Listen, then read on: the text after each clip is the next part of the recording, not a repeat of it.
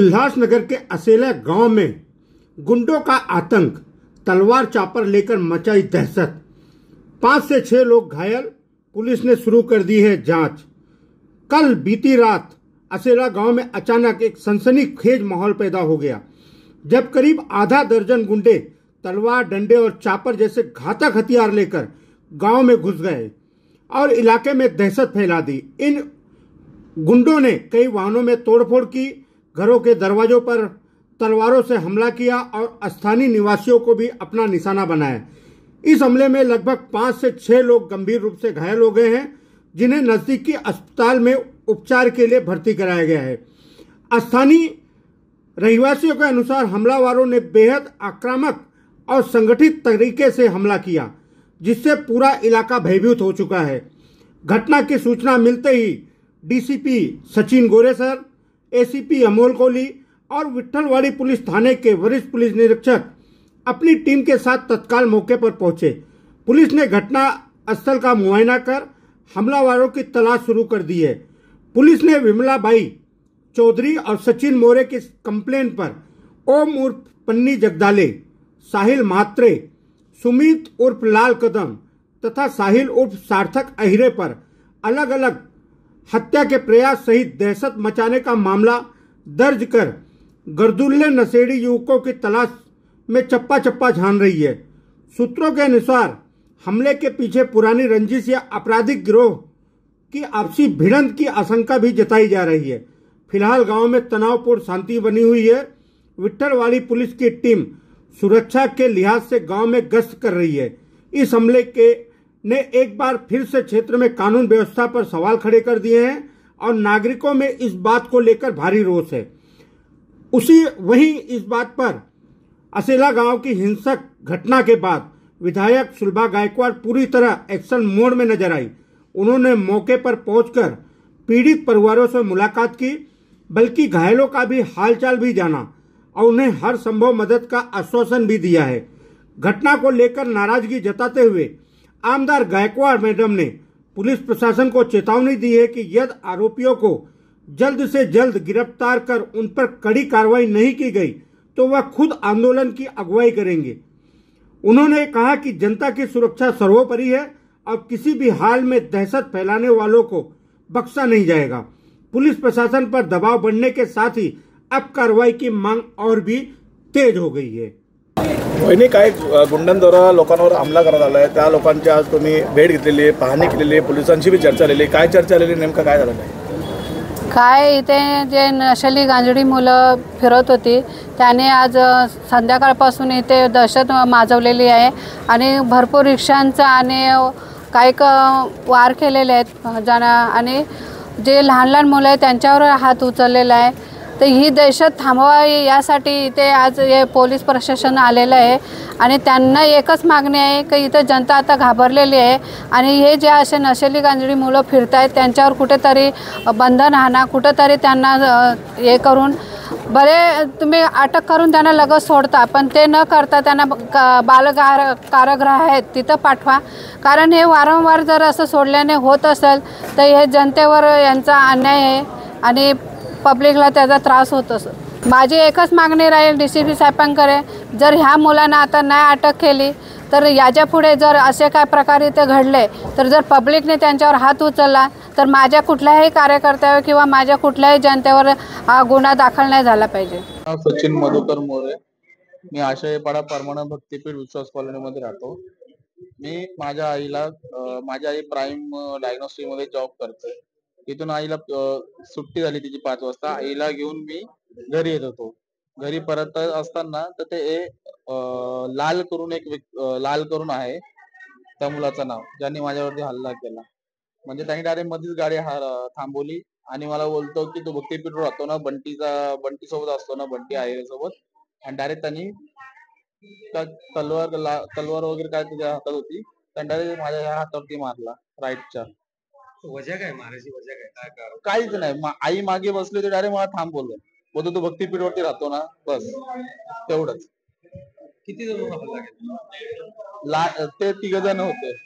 एकाच्या हातात रॉड होता स्टीलचा आणि दुसऱ्याकडे चाकू होता मोठा धारदार आणि याच्याकडे तलवार सारखं काहीतरी शस्त्र होतं. ते शस्त्र तिकडे पडलेलं आहे. त्यांनी एकूण किती जणांवर हल्ला केला? माझ्या समोर पहिले एका व्यक्ती होतो तिकडे बसलाय, नंतर माझ्या आणि आमच्या दोघांच्या अगोदर त्यांनी अजून एकावरती कोणाची गणेश मंदिर जवळ एकावरती हातावर हल्ला केला.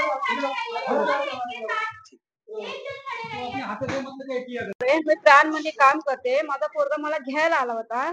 आम्ही चाललो होतो रस्त्याने, तर त्या चायनीज वाल्याच्या इथं त्याला पकडून त्याने असं कॉलरला पकडला. माझा गाडी क्यों चला रहा है करके बोलतो, बाबा मी माझ्या रस्त्याला चाललोय. तर त्याने पटापट मारवार टाकायची सुरुवात केली. मी पकडायला गेलो तर माझ्यावरती बी त्याने टाकले.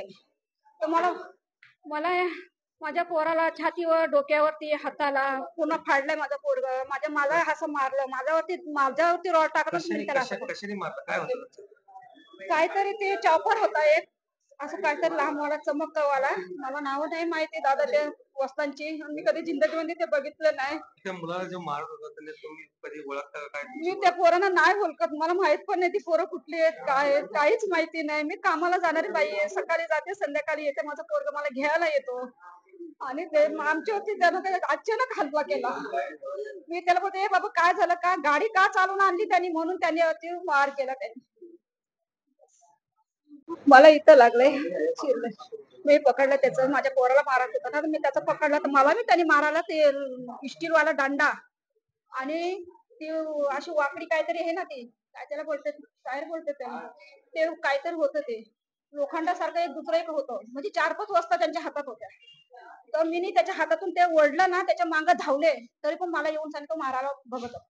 असं फक्त तुमच्यावरच हमला केला की किती लोक? माझ्या पोरावरती भी हमला केला. अजून 2-4 जण हे 5-6 जण त्यांच्यावरती भी हमला केला.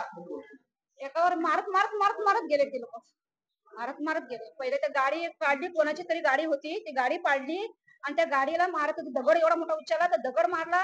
तर मी माझ्या पोरा बोले, बाबा तिथं काहीतरी चाललंय म्हणून आपण थोडं साईडला उभं राहा. आम्ही साईडला उभं राहायला गेलो, तर तो आला तिथून धावत, काय रे तू गाडी चालून आला का, गाडी चालून आला का, म्हणून त्याच्यावरती वार केली.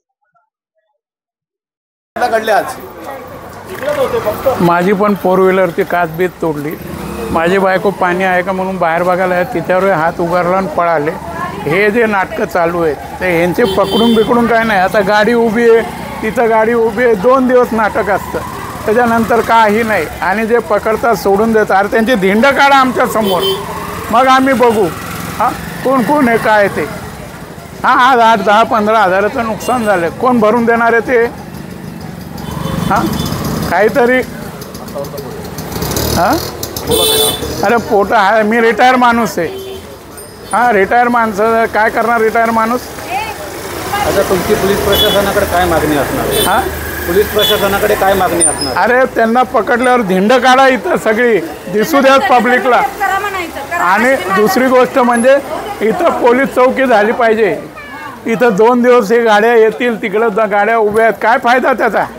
2 दिवसांना पुन्हा 15 दिवसांना हे असे काय 4थी-5वी घडलेली गोष्ट आहे. हां जो तो धिंगाणा करतो, 2 दिवस आतमध्ये की 3ऱ्या दिवशी फिरतो येतो, काय फायदा त्याचा? काय झालेलं ते घटना? तुमचं नाव काय आहे आणि काय घटना झालेली इकडं? माझं नाव पल्लवी संतोष भोसले. मी आशाळपाडा गणपती मंदिर 4 येथे राहत आहे.